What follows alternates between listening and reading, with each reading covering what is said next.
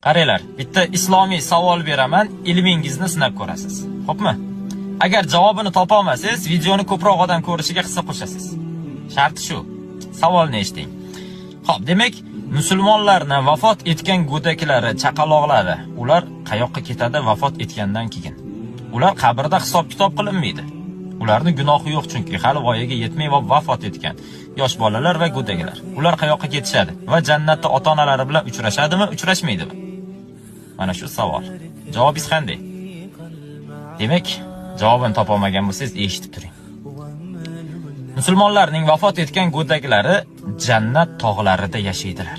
To ular qiyomat kuni ota-onalari bilan uchrashmagunga qadar Ibrohim alayhissalom va ayollari Sora onamizning qaramog'ida bo'ladilar. Qaranglar, masha Alloh, demak ota-onalari bilan albatta ko'rishadi ular jannatda. Ungacha esa jannatda Ibrohim alayhissalom va Sora